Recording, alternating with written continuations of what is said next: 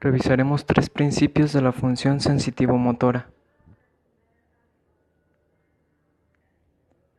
Como primer punto tenemos la organización jerárquica, que esta abarca desde la corteza de asociación hasta los músculos.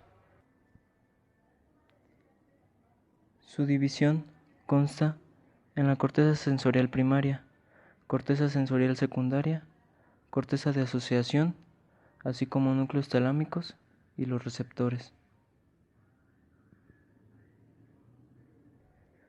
Después tenemos que el aprendizaje cambia la naturaleza y el locus del control sensitivo-motor. Si se piensa en alguna habilidad sensitivo-motor adquirida, como por ejemplo patinar, la mayor parte del aprendizaje sensitivo-motor se caracteriza por la práctica de respuestas individuales conscientes, esto es, practicar mucho, para luego conseguir una retroalimentación sensitiva, que esto sería patinar con mayor habilidad y con mayor experiencia. Y por último, revisaremos el modelo general de la función del sistema sensitivo-motor. Y la principal función del sistema sensitivo-motor es registrar las actividades y en base a estas dar respuestas. Hola, ¿qué tal compañeros? Espero que se encuentren bastante bien. Espero y estén respetando las medidas necesarias de prevención para esta cuarentena, porque en serio se está poniendo muy grave todas estas cosas, así que... Pero eso no les tengo de qué hablar yo, así que yo les vengo a hablar de la corteza de asociación sensitomotora. Bueno, ¿qué es esto? Esto es un conjunto de áreas cerebrales que nos permite integrar diferentes tipos de información sensorial. Gracias a ella podemos ver, oír, oler y tocar. El ser humano recibe una gran cantidad de diferentes estímulos que experimentamos a través de los sentidos. Sin embargo, lo que nuestros receptores captan son únicamente datos crudos que por sí mismos no nos servirían para sobrevivir. Si no fuésemos capaces de vincular la percepción visual con la sensación de amenaza, un depredador podría comernos fácilmente. Tampoco seríamos capaces de disfrutar el beso del ser amado. Necesitamos ser capaces de juntar los datos percibidos e integrarlos para que tengan un sentido. De estos se encargan diferentes núcleos, tales como es el tálamo, así como la corteza asociativa. La corteza asociativa y sus funciones.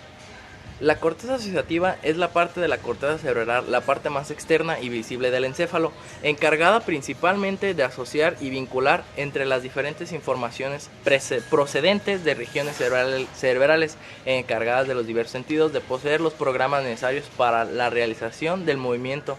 Dicho de otra manera, se trata del área de la corteza cerebral que nos permite integrar la información de un mismo sentido o de varios, de manera que podamos tener una percepción conjunta de los estímulos y el entorno.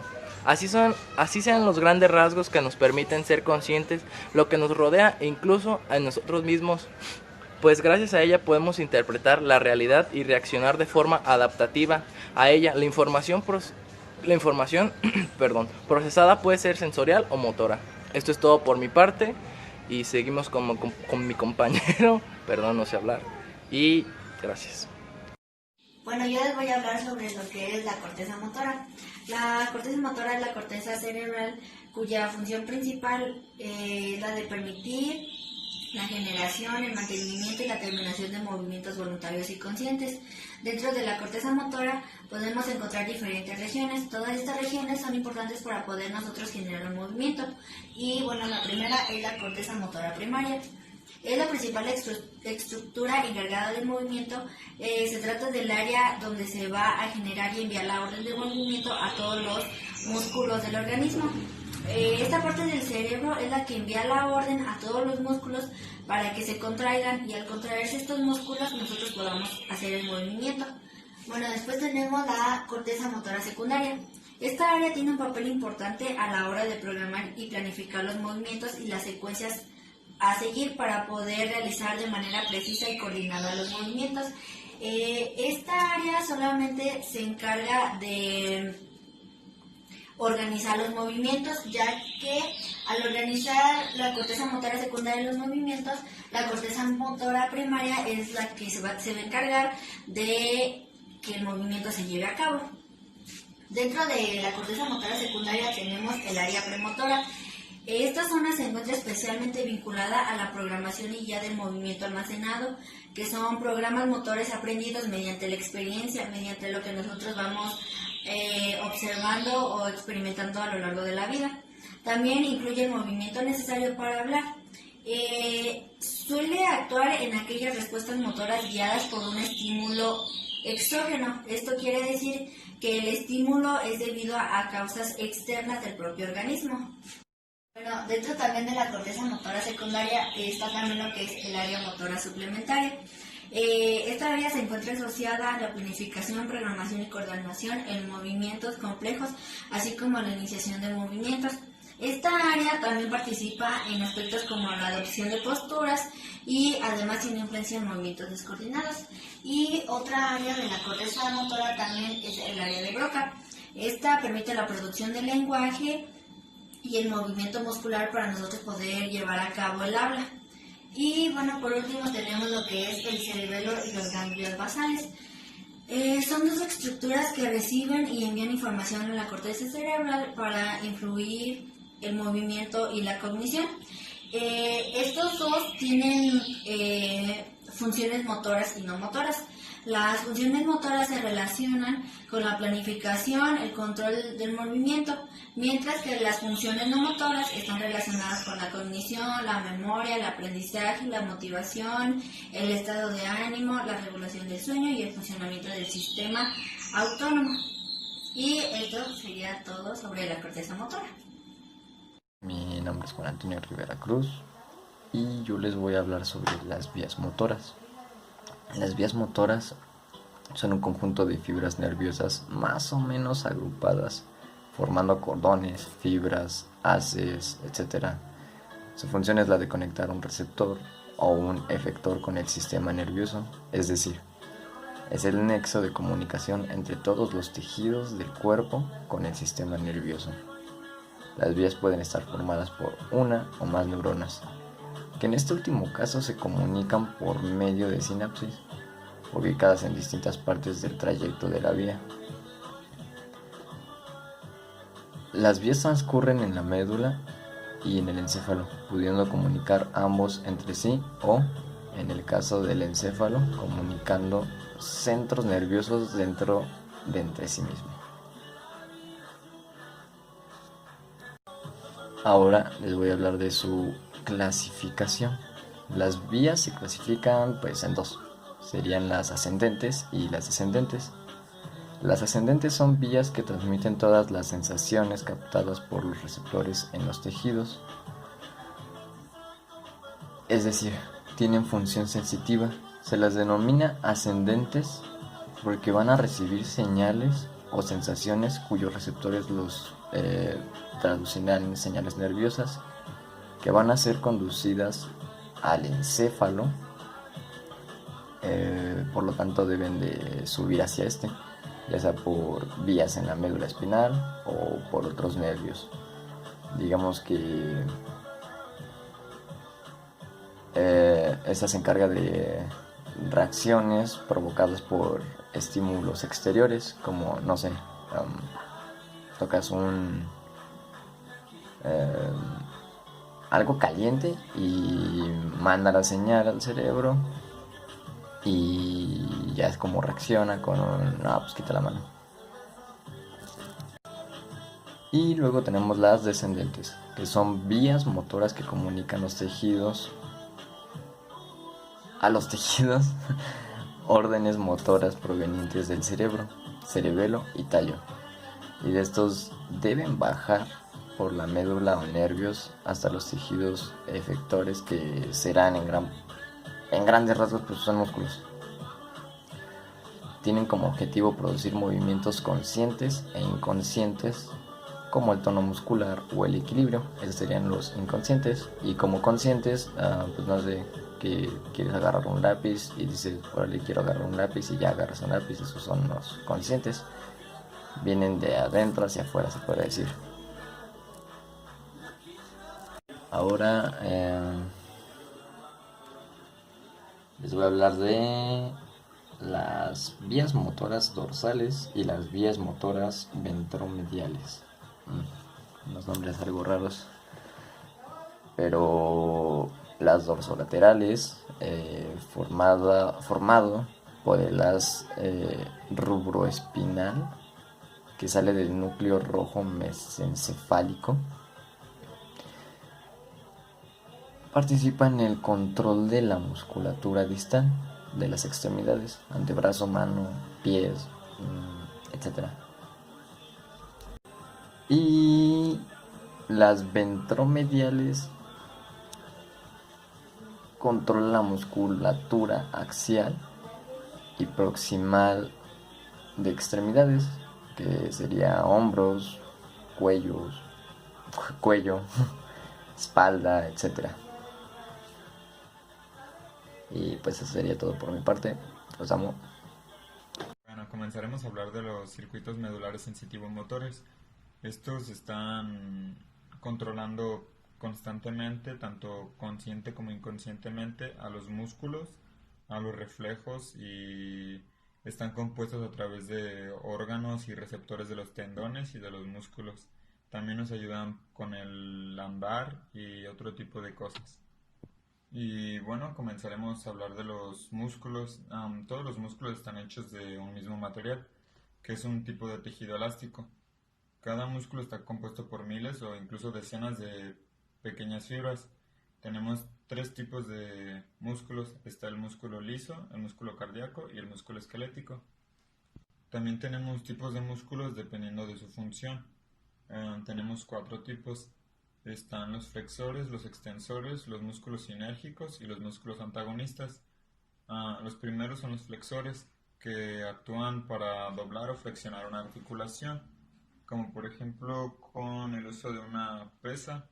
Pues es muy sencillo. Por ejemplo, cuando hacemos simplemente esto, estamos haciendo que actúe la articulación y se contrae el bíceps.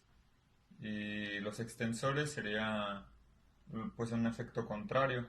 Al hecho de bajarlo, pues está haciendo que se estire o se extienda.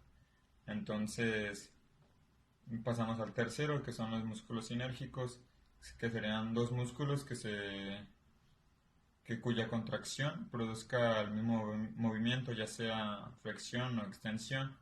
Y los músculos antagonistas podrían ser los que actúan de manera opuesta, como en el caso del bíceps y el tríceps. Por ejemplo, cuando hacemos pesas, mientras está contrayendo el bíceps, el tríceps se relaja.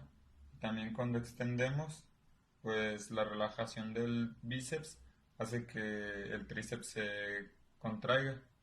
Entonces pasamos a lo siguiente. Lo siguiente serían los órganos receptores de los tendones y los músculos. Y la actividad de los músculos esqueléticos es controlada por dos tipos de receptores. El primero son los órganos tendinosos de Golgi. Estos están insertados en los tendones, los cuales conectan cada músculo esquelético al hueso y responden a un incremento de la tensión muscular, por ejemplo un tirón. Y los segundos serían los usos musculares. Estos están insertados en el tejido muscular mismo y estos responden a los cambios de longitud muscular. Y ahora hablaremos del reflejo miotático. Este reflejo puede ser provocado por una fuerza repentina de estiramiento externa sobre el músculo, o también el reflejo rotuliano, que puede ser la extensión resultante de la pierna. Este tipo de reflejo se puede hacer una prueba muy sencilla que creo que la mayoría conocemos, que lo utilizan los doctores para medir los reflejos y probar si están bien o no, que es cuando tiene la rodilla así contraída y te golpean con un pequeño martillo en la rodilla, entonces tu pierna se extiende para probar el reflejo de este tipo. También hablaremos del reflejo de retirada. Este también es muy común. Es como, por ejemplo, cuando estamos cocinando o que estamos en alguna situación en que hay alguna cosa que nos pincha o un golpe y, por ejemplo, retiramos la mano, por ejemplo, con fuego, y que lo tocamos y pues el reflejo hace que nos retiremos de ello. También mencionaremos por último el reflejo de andar, que este reflejo es muy común en los bebés, ya que es un reflejo involuntario que se puede ver, por ejemplo, si tomamos a un bebé de las axilas y lo levantamos un poco, pues él va con los pies, va a hacer como el reflejo de andar y pues los va a mover. Y este reflejo se va perdiendo con el tiempo porque pues el bebé ya se va adaptando y empieza a saber caminar y todo eso. También si por ejemplo ponemos al bebé frente a un escalón, obviamente sosteniéndolo, el mismo reflejo hace que trate de subir el escalón. Hola, buenas tardes. Yo les voy a explicar o les voy a hablar de lo que son los programas sensitivos motores centrales. Y para esto hay una teoría que nos intenta explicar la función del sistema sensitivo motor. Esta nos dice que existe una jerarquía de programas sensitivos motores que funcionan como si fuera una empresa, por así decirlo. Ok, nos dice que todos los niveles del sistema sensitivo motor, excepto los superiores, tienen por sí mismos determinadas pautas de actividad programada. Como ya les había comentado, funcionan como una empresa. Y aquí se encuentra lo que es nuestra jerarquía. Comienza con la corteza de asociación. La corteza de asociación decide y esta va a activar lo que son los corticales de los niveles superiores. Estos a su vez van a activar lo que son los corticales de los niveles inferiores, que a su vez van a activar los programas espinales específicos. Con un ejemplo lo podemos explicar de la siguiente manera. Si por ejemplo si la corteza de asociación decide tomar un vaso de agua, este va a activar los corticales de los niveles superiores, que van a hacer que el cuerpo extienda, utilizando los músculos, extienda y tome el vaso. Activando esta función, los corticales de los niveles inferiores van a activar los programas espinales específicos, y con esto vamos a lograr el objetivo que, como ya había mencionado, es que los músculos logren tomar el vaso de agua. Los programas sensitivos motores centrales tienen diversas capacidades o cualidades. Entre ellas podemos encontrar lo que es la equivalencia motora. En los programas sensitivos motores centrales existe la capacidad de equivalencia motora. ¿Qué significa esto? Que podemos llevar a cabo los mismos movimientos básicos de modos diferentes que implican a músculos diferentes. Aquí pongo el siguiente ejemplo. Podemos realizar un corazón con la mano utilizando los músculos y pues, los huesos de las manos, pero no necesariamente se puede usar la mano. También podemos utilizar el pie. Podemos realizar la misma silueta, la misma figura, pero con el pie, y con esto podemos entender que existe un nivel superior en la jerarquía motora. También nos encontramos que los programas sensitivos motores centrales pueden desarrollarse sin práctica. ¿A qué se refiere con esto? Los programas de muchas conductas típicas de especie se establecen sin ninguna práctica explícita de ese comportamiento. Se puede poner un ejemplo de esta capacidad con un estudio que se realizó en ratones. Estos fueron criados desde pequeños y tenían una característica en particular: no contenían sus patas delanteras. Aunque no las tuvieran, estos seguían haciendo los mismos movimientos de los omóplatos, que son típicos de hacinamiento de su especie. Y como ya se mencionó que se pueden desarrollar sin práctica, también los podemos desarrollar con práctica. La práctica puede producir programas sensitivos motores centrales, y básicamente nos vamos a basar en dos procesos importantes, que son la integración de la respuesta y la transferencia de control a niveles superiores. Estos van a ser dos procesos que van a influir en el aprendizaje de nuevos programas sensitivos motores centrales.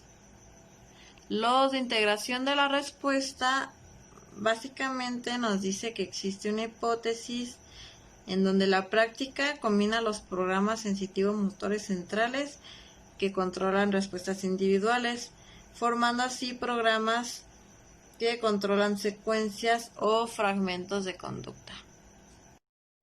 Y en la transferencia de control a niveles inferiores durante el proceso de aprendizaje, lo que va a ocurrir es que el control se va a transferir pues a los niveles, se va a transferir de los niveles superiores de jerarquía a los niveles inferiores. Esto nos va a generar dos ventajas. Una de ellas va a ser liberar los niveles superiores para que se pueda ocupar de otros aspectos más importantes. Y la segunda ventaja va a ser que nos va a permitir una mayor velocidad. Y por mi parte sería todo.